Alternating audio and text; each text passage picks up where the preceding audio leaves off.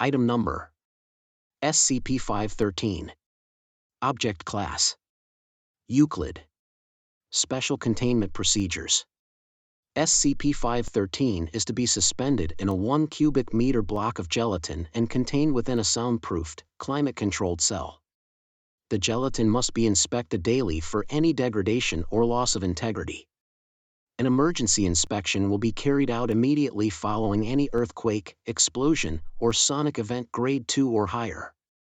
Personnel performing the inspection are to wear earplugs and active noise-canceling earmuffs at all times while inside SCP-513's cell. If the gelatin cube shows any signs of degradation, such as rips, tears, splits, liquefaction, or mold, SCP-513 is to be immediately removed and suspended within a replacement cube by a team of surgically deafened Class D personnel. No other personnel are to enter the cell during this procedure. Any sentient beings exposed to SCP-513 are to be monitored by at least 2 security personnel at all times.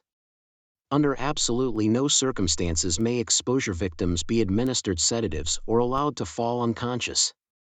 Any victim who does fall unconscious is to be terminated immediately. Class D personnel are to be terminated at the first sign of mental degradation.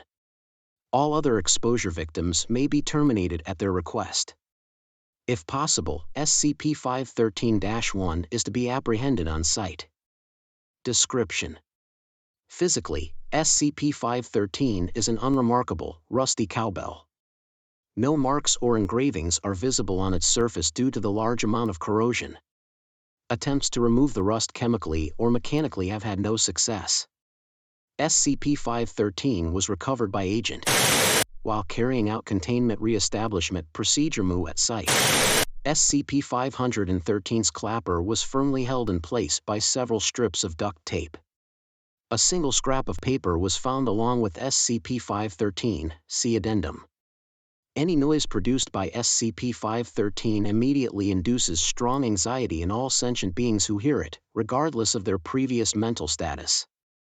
Exposure victims report feelings of being watched by an unseen entity and present elevated heart rates and blood pressure.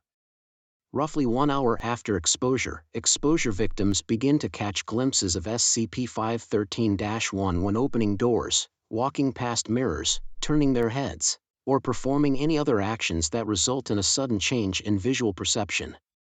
Upon being sighted, SCP-513-1 reportedly turns away and runs out of view before disappearing without a trace.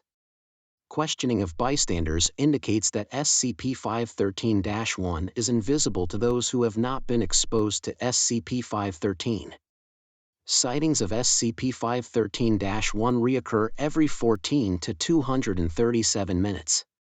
This stalking behavior inevitably causes extreme sleep deprivation, as victims are frequently disturbed by SCP-513-1's presence in their quarters.